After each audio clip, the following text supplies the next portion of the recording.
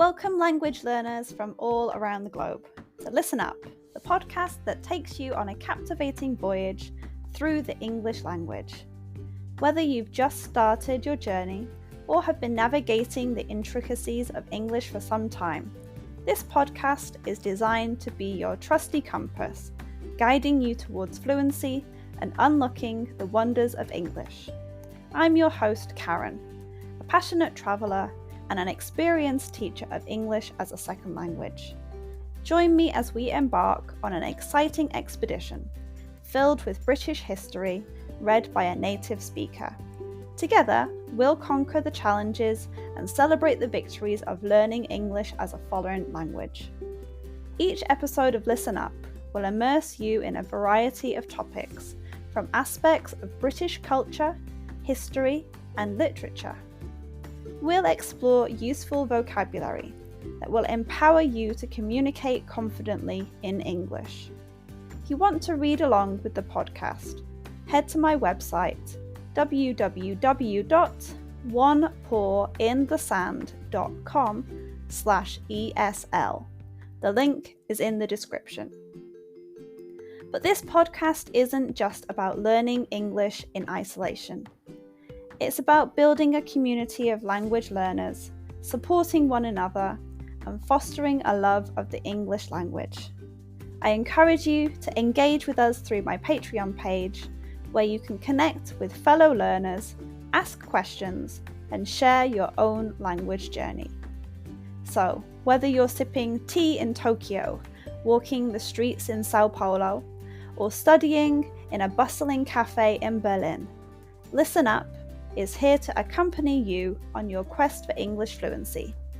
Join me as we embark on this transformative expedition, where language becomes an adventure and your dreams of effective communication become a reality.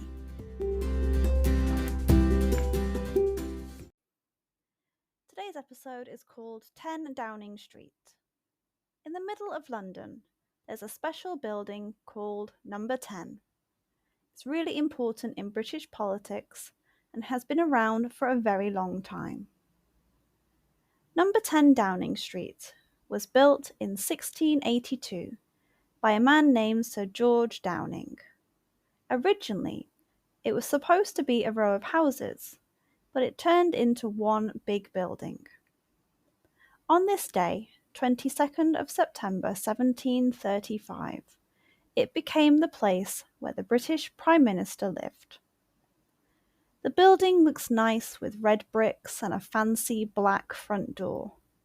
Inside, there are beautiful ceilings and a big staircase. That black front door is very famous. It's not just a door, it's a symbol of the government's power. Even during wars and crises, it stays strong. People even say it could survive a big explosion. Number 10 isn't just a house, it's where the Prime Minister works too. The top part is where the Prime Minister lives, and the bottom part is where they have important meetings and make important decisions. Lots of important things happened at Number 10 over the years. During World War II, Winston Churchill talked to the whole country from there. It's also where leaders from all over the world have met to make big decisions. The Black Door is also where the Prime Minister talks to the country. They use it to tell us about new rules, big choices, or to say sorry when things go wrong. It's a sign that the country is being led and looked after. People are really interested in Number 10, even though it's a busy place for the government. You can sometimes see it from the street, and if you ask your Member of Parliament, they might arrange for you to visit. At Christmas, they put up pretty lights that lots of people come to see. But keeping such an old building in good shape is hard work. They have to fix it up sometimes to make sure it's safe and still looks nice. Number 10 Downing Street is a very important symbol of British leadership and history. It reminds us how the government works and why it's important to take care of old, special places like this. As long as the British government is here, number 10 will be at the centre, showing that our country is strong and has a long history.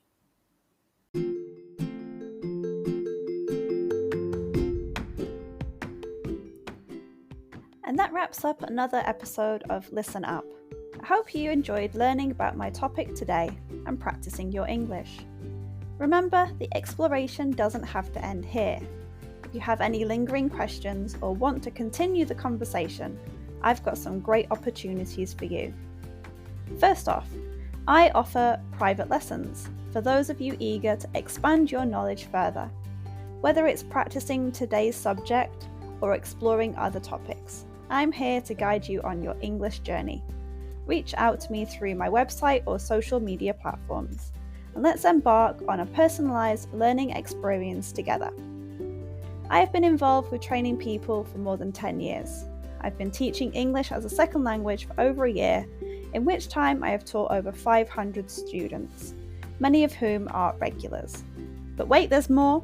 If you're a devoted fan of Listen Up and want to show your support, consider joining our Patreon community.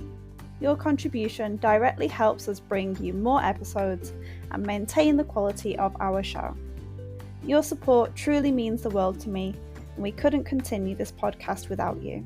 So whether you choose private lessons or Patreon, or both, I look forward to staying connected and exploring the fascinating realms of English as a second language together. Thank you once again for joining us on Listen Up. Until next time, keep practicing.